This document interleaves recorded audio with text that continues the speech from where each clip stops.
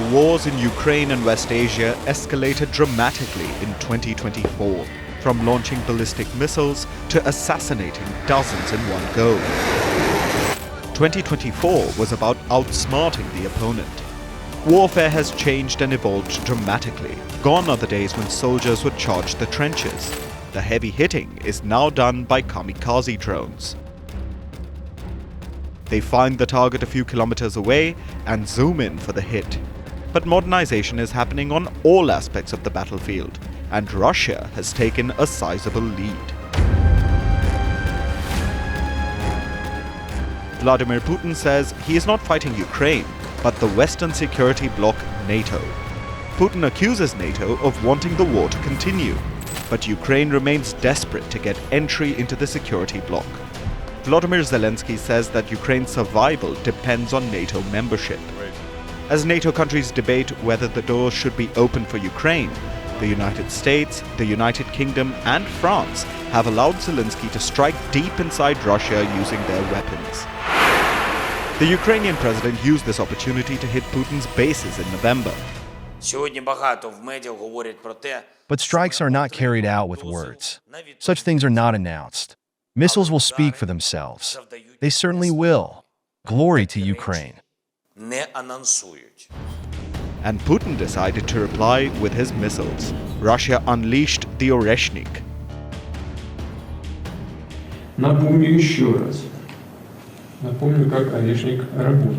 Let me remind you once again how the Oreshnik works, since you've asked. Dozens of warheads, homing warheads, attack the target at a speed of 10 Machs, which is about 3 kilometers per second, 1.86 miles per second. The temperature of the striking elements reaches 4,000 degrees. If my memory serves me right, the temperature on the surface of the sun is 5.5 to 6,000 degrees. Therefore, everything that is in the epicenter of the explosion is divided into fractions, into elementary particles, essentially turned into dust.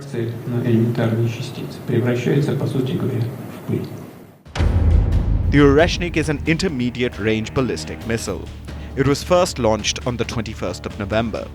It was launched from Russia's Kapustin Yar and it hit Ukraine's Dnipro.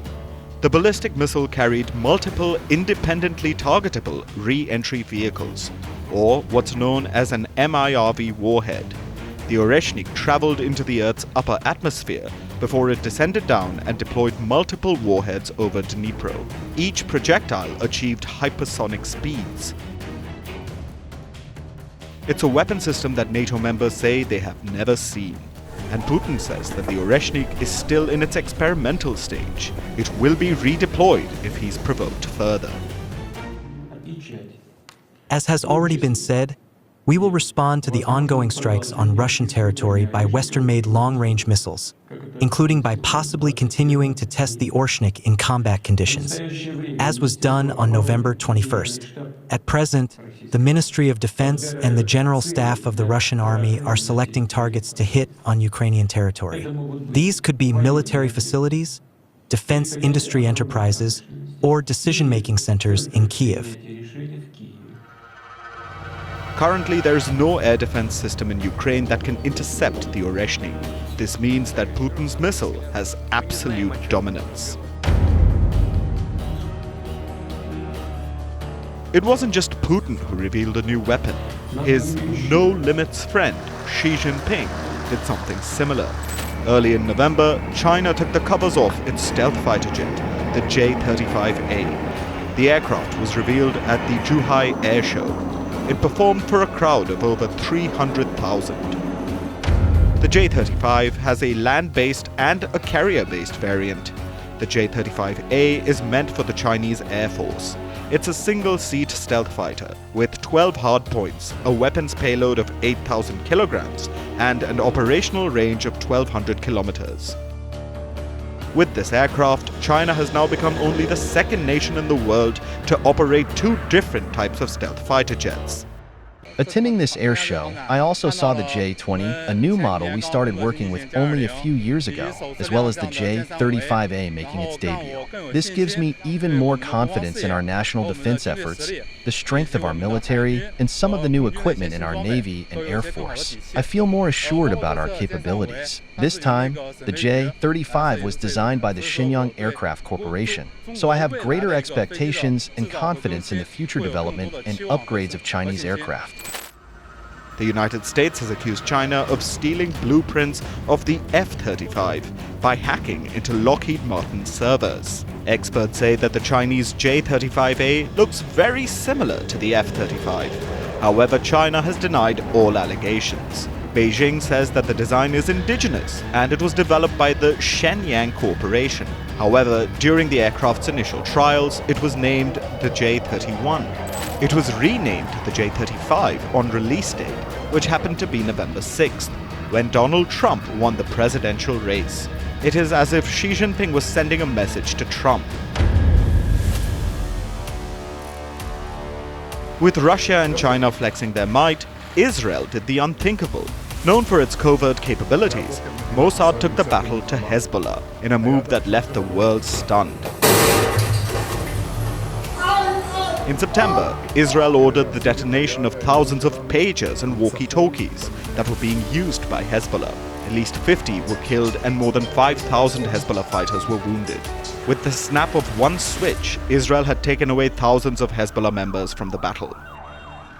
A small batch of explosives were planted inside a batch of 5,000 pagers ordered by Hezbollah. Israel's intel agencies intercepted the order and added the explosives inside. The pagers received a message at 3:30 p.m. local time, which appeared to be from the top leader. All the pagers buzzed with the alert. Seconds later, the charges went off. This resulted in the detonation of thousands of pagers and walkie-talkies.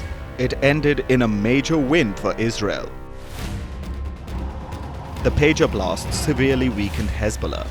Israel showed that wars were not just about firing the biggest weapons. Conflicts evolved drastically in 2024. Kamikaze drones, which made headlines in 2023, were not the game changers this year. But they are still being used in large numbers on the battlefield. However, this year, the most lethal weapon proved to be hypersonic missiles. Russia has been using them since 2022, but this year, Iran also showed its hypersonic capabilities. It launched the Fattah 1 missile at Israel. Introduced in 2023, the conventional missile has a range of 1,400 kilometers. It can achieve speeds of Mach 13 to 15. The missile can maneuver in and out of the Earth's atmosphere, and it breached Israel's Iron Dome with ease when it was launched in October. It was the first time that Iran launched a hypersonic missile, and it achieved success.